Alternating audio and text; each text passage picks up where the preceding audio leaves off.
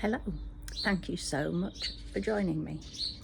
Just having a break from gardening, and I find that if I have a break to do something that's not involving digging, pulling, pushing, fertiling, now that's a word most of you won't have heard, in the soil, then I can keep going back and going for longer. So here I am, and I can hear the tapping noise is a blue tit. Stop now. That's tapping away at a mirror. The blackbirds and the blue tits are the ones that do that, as if they aren't sure whether the being that they see is themselves or another bird. And how they don't end up with a headache, I'm not sure. But just before I start on the subject, could I just say that the membership is up and running. If you've missed out on seeing the video and the link on the comments, please do check it out, and if you feel that you can, then do join me. I won't go through what's involved because I do give the details on that video. I could say it's up and running, but it's more like it's up and crawling at a very, very tortoise speed at present. So we shall see how it goes. And I've been asked by one of our subscribers if I would talk about grieving, but not grieving following a death, rather grieving following losing somebody who is still alive. Yeah, you still go through a grieving process, and it very much depends on the circumstances of them leaving. Maybe it was a relief, maybe they were abusing you and it's thank goodness they've gone, I can start living my life now. Maybe it's a friend and you've just sort of changed your likes and it's come to a natural ending.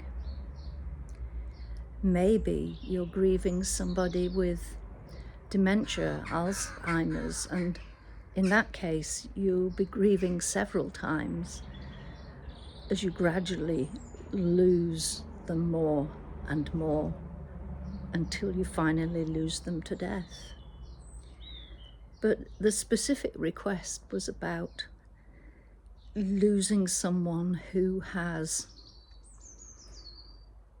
left you, someone who was special to you, someone who you had cared for, nurtured, probably gone out of your way to look after, and that they chose to leave. And either you cut off communication or they did. In some cases, they just cut off all communication and you don't know where they are, what they're doing or anything. In other cases, for your own welfare, sanity, you have to cut off communication, because even though you don't see them, there would be emails, messages coming through that were, long story short, abusive. So those have to be kicked into touch. They have to be blocked for your well-being. But even so, you are going through a grieving process. The what ifs come into mind, especially if it's an offspring of yours. What are they doing? Where are they? Will I ever know if I have grandchildren? Will I ever see them? Why? why did they go? And so very, very often, and it does happen a lot, so very often there is no obvious reason. And even if you ask, you don't get a reply to why they left. What changed? In some cases it's obvious, but in others, why was I the one that was picked on when other family members are still part of the circle? Why? And why is, I always remember when I was doing my counselling training, they said use questionings. Who, what, when, where. But try not to use why, because it is quite a demanding and invasive question. Yet that's the question that we'll throw at ourselves. Why did they do it? Why did they cause so much hurt? And then following on from that, do they realise how much hurt they're causing? And if you get the answer yes, then that makes it even more difficult to come to some level of acceptance and to close that door of grief.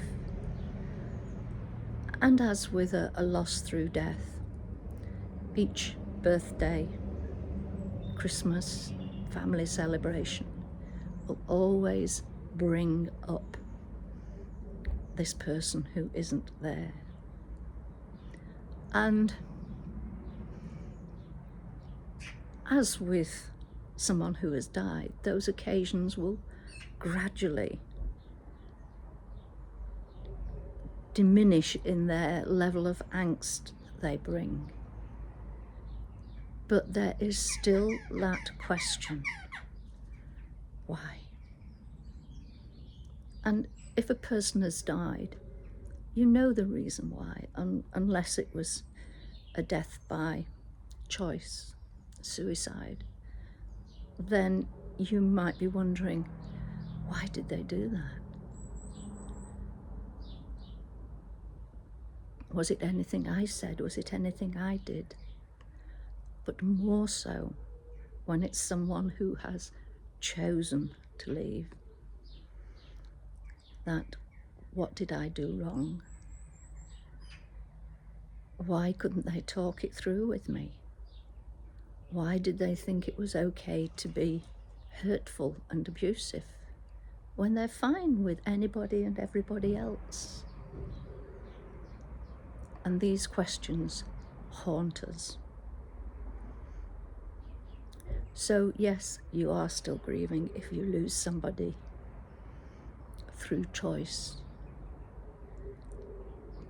But it comes with many questions that you would like to be answered, and that person is still around somewhere, but chooses not to give you an answer.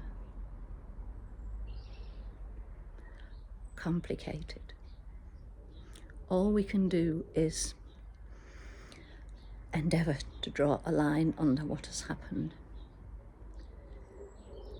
Not let it affect our lives too much, especially if you went through that phase of the phone calls, the letters, the texts.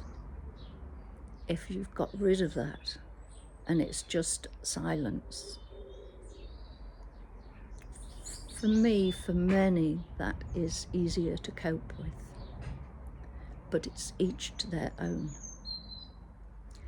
Take care, and I will go back on my hands and knees and do some more fertiling in the soil. Don't forget, check out those membership details, and please do join if you possibly think you can. It will be appreciated. Take care for now. Speak to you soon. Bye.